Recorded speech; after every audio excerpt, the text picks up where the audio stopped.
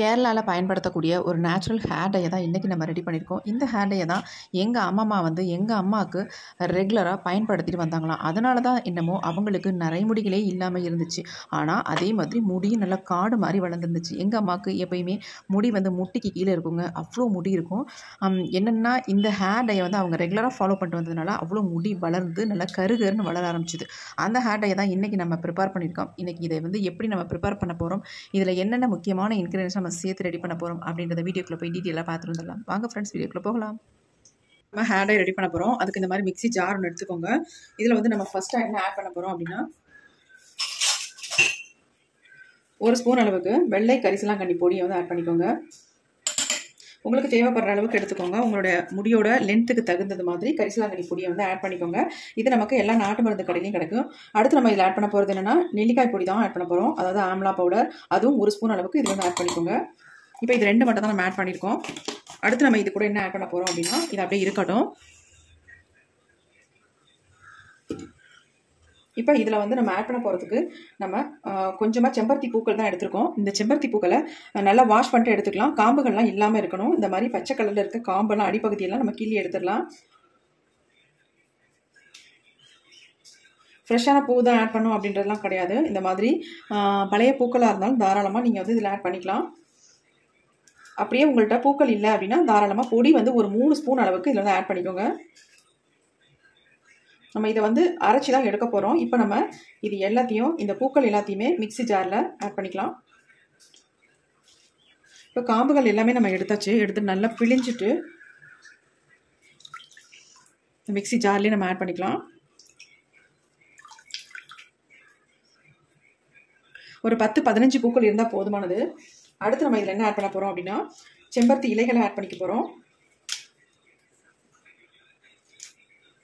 இந்த செம்பருத்தி இலைகளையும் காம்புகள் இல்லாமல் வெறும் இலைகளை மட்டுமே ஆட் பண்ணிக்கலாம். ஆட் பண்ணிட்டு நல்லா முதல்ல வாஷ் பண்ணிவிட்டு நம்ம ஆட் பண்ணிக்கலாம். இந்த மாதிரி காம்புகள்லாம் இருக்கும் பார்த்தீங்களா, அதெல்லாம் கிள்ளிடுங்க. ஏன்னா அறப்படாது நமக்கு.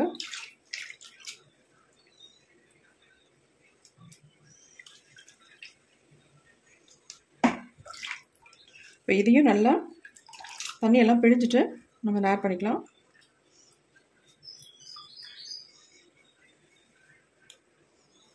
ஒரு கைப்பிடி அளவுக்கு செம்பருத்தி இலைகள் இருந்தால் போதும். இப்போ நம்ம எல்லாத்தையும் ஆட் பண்ணிட்டோம். அடுத்து இதில் வந்து ஒரு முக்கியமான ஒரு பொருளை மட்டும் ஆட் பண்ணிக்கலாம். அது என்னன்னா கருஞ்சீரகம் தாங்க. இந்த கருஞ்சீரக பொடியை வந்து இதில் ஆட் பண்ணிக்கிறேன். நீங்கள் முழு கருஞ்சீரகமாக இருந்தாலும் தாராளமாக ஆட் பண்ணிக்கலாம். அப்படி இல்லாதவங்க இந்த மாதிரி அரைச்ச பொடியை வந்து ஆட் பண்ணிக்கோங்க. இந்த பொடி வந்து எப்படி அரைக்கிறதுன்னு ஆல்ரெடி நம்ம வீடியோவில் நிறைய தடவை நான் சொல்லியிருக்கேன். நல்லா வந்து வறுத்துட்டு ஃப்ரை பண்ணி அதுக்கப்புறமேட்டு அரைச்சிங்கன்னா இந்த மாதிரி நமக்கு நல்ல பொடி கிடைக்கும். அந்த பொடியை தான் இதில் ஆட் பண்ணியிருக்கேன். இப்போ இதில் கொஞ்சமாக நம்ம தண்ணி ஆட் பண்ணிக்கலாம். இப்போ இதனால் நைஸாக நம்ம அரைச்சி எடுத்துக்கலாம்.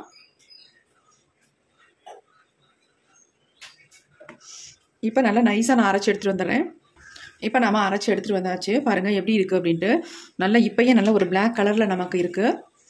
இப்போ நம்ம எப்படி ஹேர் டையை வந்து ப்ரிப்பேர் பண்ணுறது அப்படின்னு தான் பார்க்க போகிறோம். இங்கே பாருங்கள் எப்படி இருக்குன்னு. கன்சிஸ்டன்சி இந்த மாதிரி இருக்குது பாருங்கள். இப்போயே நமக்கு நல்ல ஒரு கலர் கொடுத்துருக்கு. அதேமாதிரி எப்படி எந்த அளவுக்கு நல்லா ஸ்மூத் பேஸ்ட்டாக அரைச்சி எடுத்துருக்கேன் பாருங்கள். இந்த மாதிரி நீங்கள் அரைச்சி எடுத்துக்கணும். கேரளா அதெல்லாம் இந்த மாதிரி ஹேர் டை நிறைய அவங்க யூஸ் பண்ணிட்டு வராங்க. நல்ல ரிசல்ட்டும் கொடுக்கும், ஹேர் க்ரோத்துக்கும் நல்லது. அவங்க வந்து அந்த காலத்துலேருந்து இந்த காலம் வரைக்கும் அவங்க பயன்படுத்திட்டு வர ஹேர் டைன்னு சொல்லப்போனால் இந்த செம்பருத்தி இலை, செம்பருத்தி பூ, நெல்லிக்காய் பொடி, அப்புறமேட்டு கரிசலாங்கண்ணி பொடி, இதெல்லாம் மெயினாக, அதுமாதிரி கரிஞ்சீரகம், இதெல்லாம் தான் மெயினாக அவங்க வந்து இன்க்ரீடியண்ட்டாக யூஸ் பண்ணிட்டு வராங்க.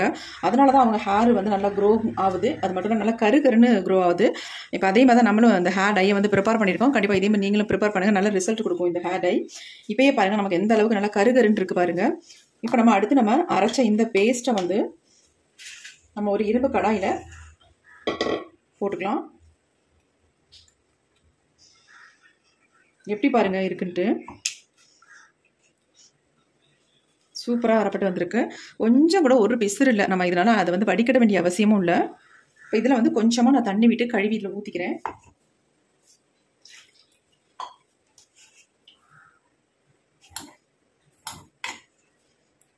இந்த அளவுக்கு தண்ணி விட்டுக்கோங்க. விட்டுட்டு இப்போ இதை நல்லா அலம்பிட்டு உள்ளே ஊற்றிக்கலாம்.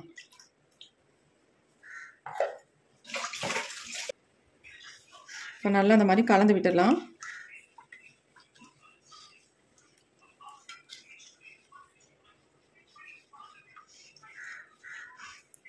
வேறு எதுவுமே இதில் ஆட் பண்ண போகிறது இல்லைங்க. இன்க்ரீடியன்ட் எல்லாமே சேர்த்தாச்சு நம்ம.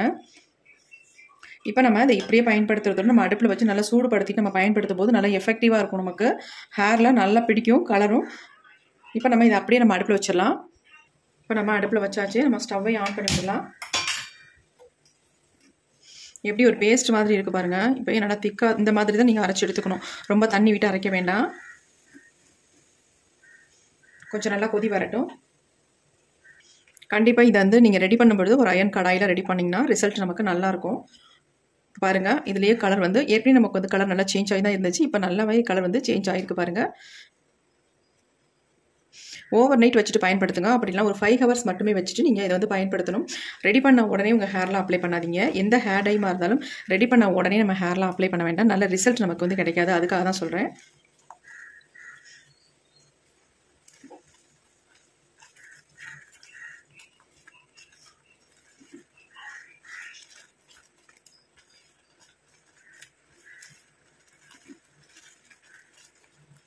இன்னும் கூட நல்லா கொஞ்சம் திக்கான கன்சிஸ்டன்சிக்கு வரட்டும். அப்போ தான் நம்ம ஹேரில் அப்ளை பண்ணுறதுக்கு நல்லாயிருக்கும்.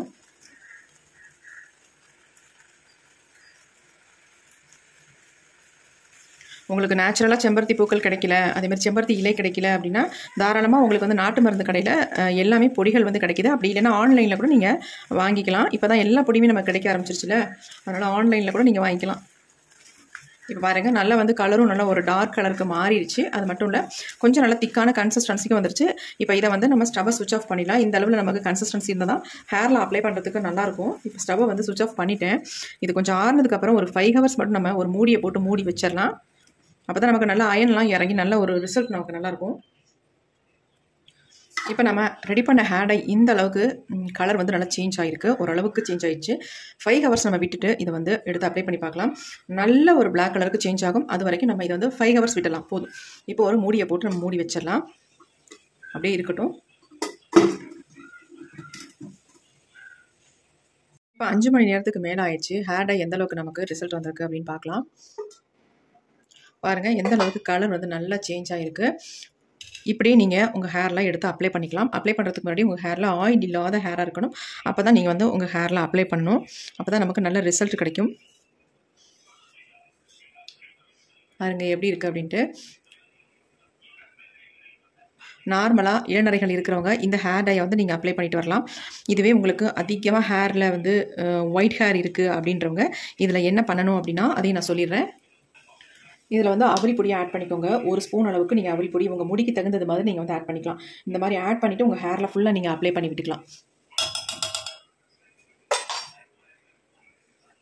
உங்களுக்கு இன்ஸ்டண்ட்டாக உங்கள் ஹேர் வந்து நல்லா பிளாக்காக சேஞ்ச் ஆகணும் அப்படின்னு நினச்சிங்கன்னா இந்த மெத்தடில் நீங்கள் வந்து ஹேரில் அப்ளை பண்ணிக்கோங்க. அதாவது இளநரைகள் இருக்கிறவங்க நார்மலான நான் சொன்னேன் பார்த்தீங்களா, அந்த ஸ்டேஜ்லேயே நீங்கள் உங்கள் ஹேரில் அப்ளை பண்ணிக்கோங்க.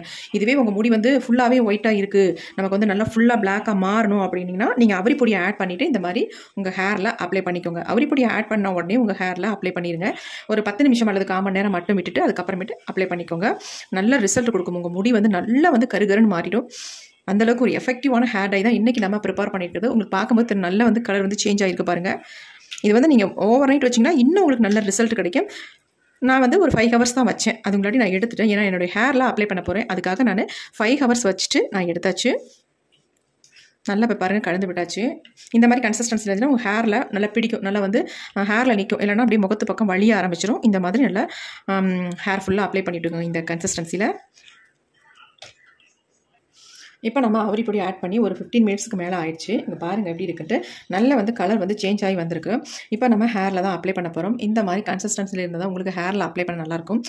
இதை நீங்கள் அப்ளை பண்ணின 1/2 மணி நேரத்துலேயே உங்கள் டோட்டல் முடியும் நல்லா கருகருன்னு மாற்றி கொடுத்துரும். அந்தளவுக்கு ஒரு செம்மையான ரிசல்ட் கொடுக்கக்கூடிய ஹேர் டை தான் இந்த ஹேர் டை.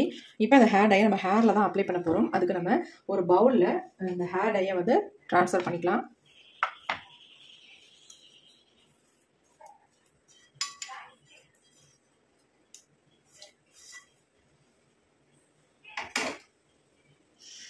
எந்த அளவுக்கு ஹேர் டை இருக்குது பாருங்கள். நான் கையில் தொட்டோன்னே என் கையெல்லாம் டோட்டலாக சேஞ்ச் ஆயிடுச்சு.